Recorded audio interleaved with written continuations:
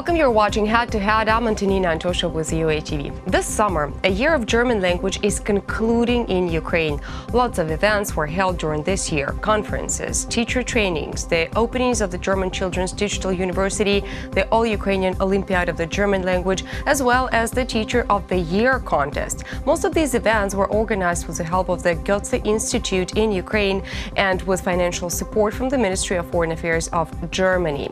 To talk more about this, we're joined in the studio today by Volodymyr Volyk, project coordinator at German-Ukrainian Year of Languages 2017-2018 with the Goethe-Institut Kyiv.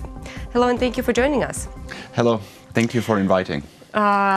You're always welcome. So tell us about the idea behind the project, such a large-scale project, I would say.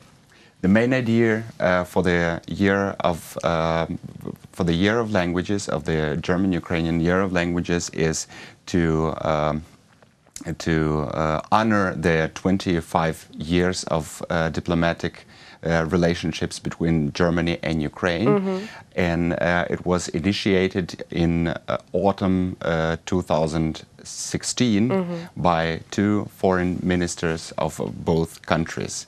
And one of the aims, one of the tasks within the Year of Languages is to support the current cooperations between Germany and Ukraine within the cultural, within the educational, within mostly these two spheres, to support them and to initiate new cooperations between the institutions, between the NGOs, between schools, between teachers, between experts, professionals, musicians, between the theater makers, movie makers, and so on and so forth.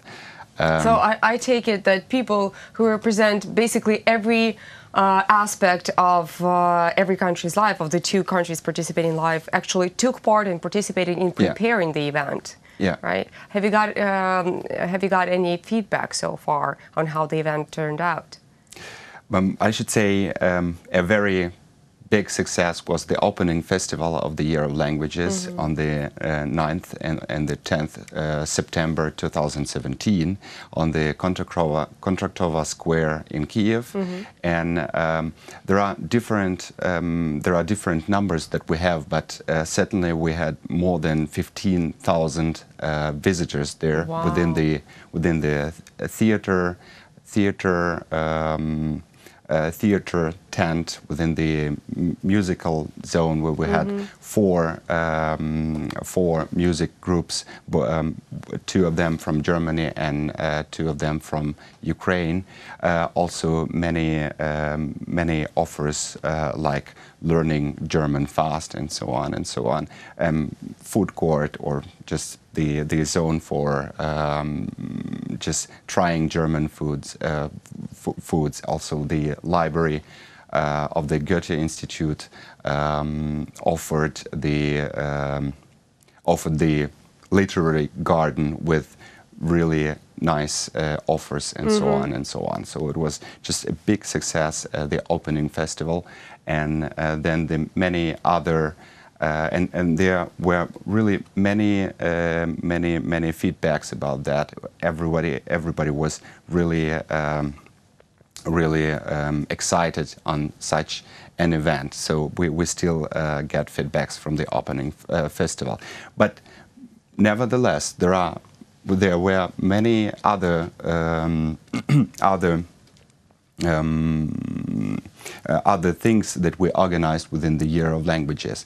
And one of them is Digital University, Kids Digital University. Yeah. It's in the framework of the larger project of the German language year in Ukraine.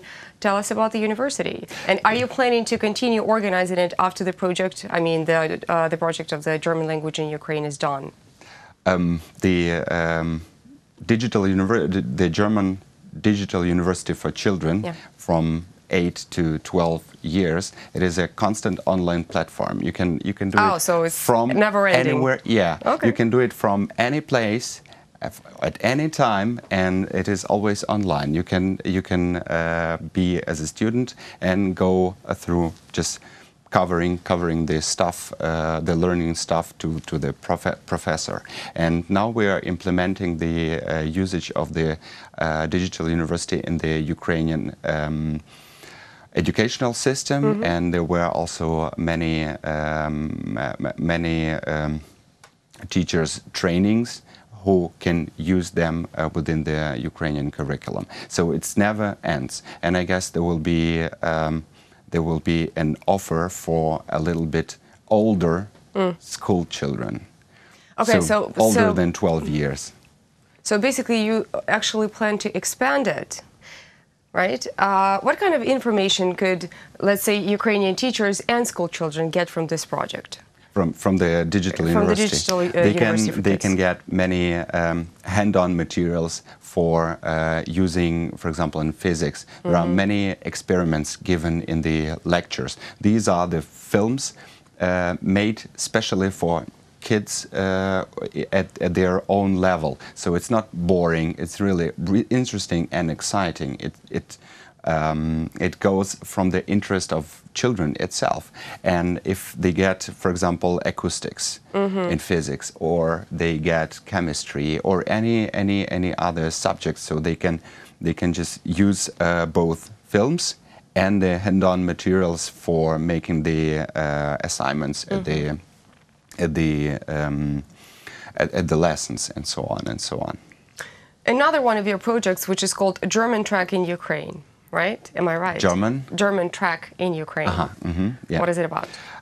Well, the German track in Ukraine is one of the applications made by the team who are supporting the ethnic Germans in Ukraine, and this application is really a nice thing to show that we really have, for example, architecture. We have design, we have many other things which have been done by Germans, and there are still many of them there. In this application, you can just use it as a just trying to reveal those tracks. For example, come into Kyiv, and now this project expands to other cities. But I should say that this application was developed and is being constantly expanded before the Year of Languages, and it is a lasting project. Yeah, it is a lasting process. Okay. As a digital university, this is the thing of sustainability. So that you initiate something and you do it every day and for, I don't know, forever, for example. Like okay, coming back to the German-Ukrainian year, what was the brightest event or the brightest moment of the year? What would you say? The brightest moment. Yeah, the one you remembered the most.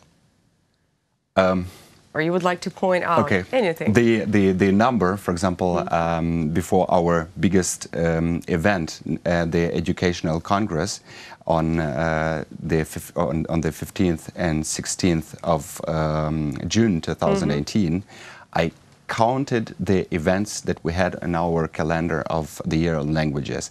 But at the beginning of the Year of Languages, as we announced that in September we will begin the Year of Languages and so on and so forth, we made the number like 50 events. And I guess on last Thursday or Wednesday I counted more than 80. Oh, so wow. It was the brightest moment, you know. We made the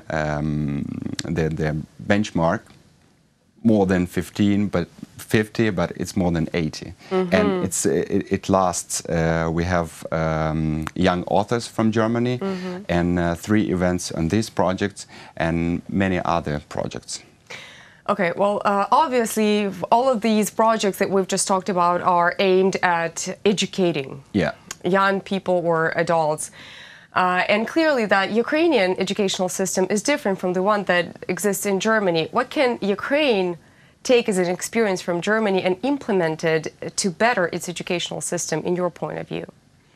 I guess one of the best moments to represent the vocational system in Germany was in the Educational Congress last Friday and Saturday, because one of the topics of our Educational Congress was the actual tendencies in the vocational education. And one of the questions, so I would stress on not evaluating from our point of view, but giving the platform for experts from Ukraine, both Ukraine and Germany.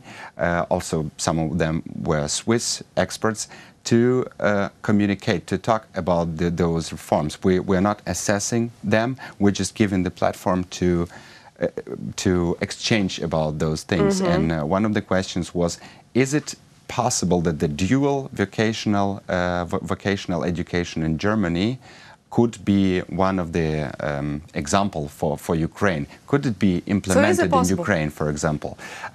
These are the questions of the experts, you know.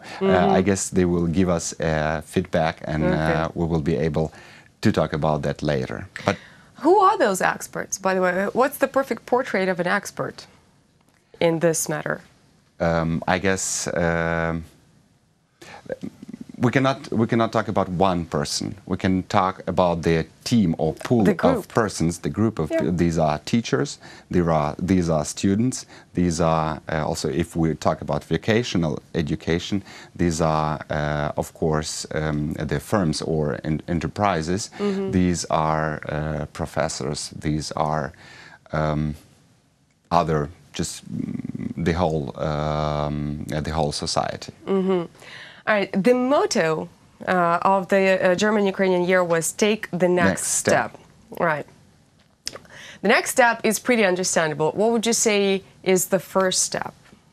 The first step is to reveal the words in our own language, for example, in the Ukrainian language, to reveal them and to prove that the first step has been done. For example, the word Zifferblatt is a German word. You can speak German. This is not the only German word that exists in Ukrainian. There are many of them. Yes. There are many of them, and we use that Zeitnot, Zeitnot, and so on and so on. So you can speak German. Okay. Make the next step. So this is the first step. Yeah. Take the next step means. Just learn German grammar, just listen to the music, as we brought musicians, as we brought theater people, as we brought many things. Because this is the part of a learning process. Listening to music, watching movies, I don't know, attending theater plays, and so on and so forth. And if I may admit, for example, one of the core reforms in educational reforms of Ukraine was the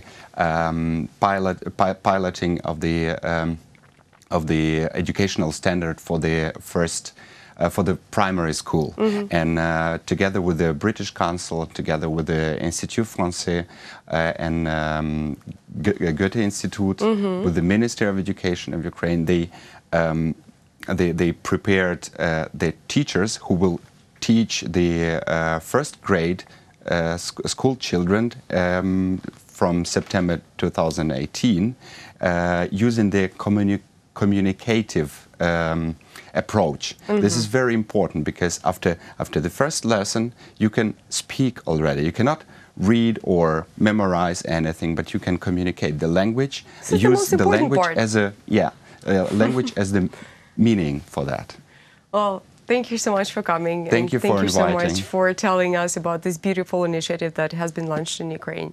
Thank you. That was Volodymyr Volyk. He is a project coordinator at German-Ukrainian Year of Languages 2017-2018 with the Goethe-Institut Kyiv. Thank you so much for watching. Stay tuned for the rest.